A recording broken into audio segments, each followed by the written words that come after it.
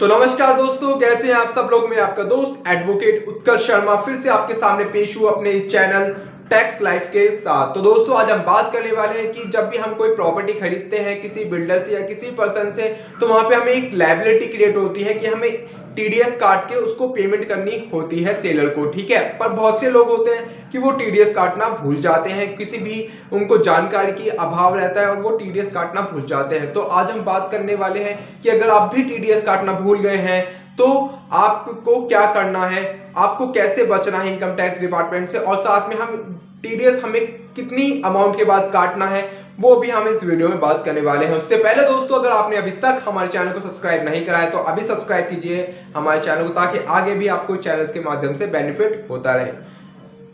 तो चलते हैं वीडियो की तरफ। तो दोस्तों, according to income tax act उसने हमसे कहा है कि अगर आप किसी सेलर से प्रॉपर्टी परचेज कर रहे हैं तो वहां पे जब भी आप पेमेंट करेंगे तो वहां पे आपकी लायबिलिटी बनती है कि वहां पे आपको 1% टीडीएस काटना है और उस टीडीएस को गवर्नमेंट को जमा करवा देना है विद इन पीरियड, है ना। तो ये आपकी लायबिलिटी बनती है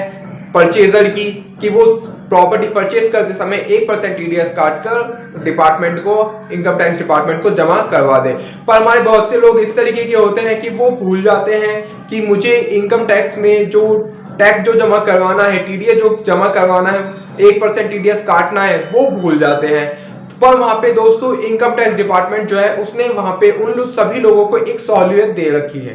कि अगर मान लीजिए आपने किसी बिल्डर से कोई प्रॉपर्टी परचेज करी है तो वहां पे अगर बिल्डर ने अपनी लायबिलिटी, टैक्स लायबिलिटी कंप्लीट कर ली है ना, और आपने अपना टीडीएस जो था, टीडीएस 1% जो आपको काटना था वो आपने नहीं काटा है, पर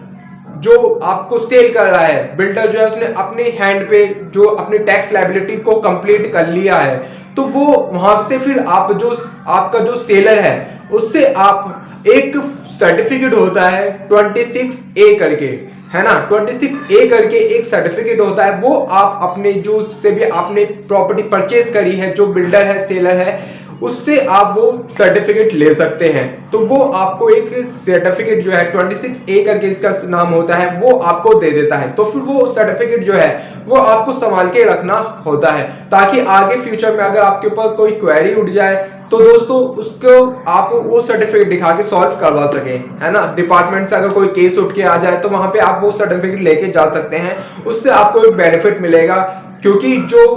ये जो रूल है इसके अंदर जो डिपार्टमेंट का एक मोटिव बस ये है कि टैक्स पे होना चाहिए, ये नहीं कहता कि वो 2% टैक्स पे करे। वहां पे 2% तो टैक्स लायबिलिटी क्रिएट करने की उनकी कोई वजह नहीं है, उनकी कोई इंटेंशन नहीं है। तो अगर आपकी जो सेलर है जिससे आप प्रॉपर्टी परचेज कर रहे हैं उसने अपने हैंड पर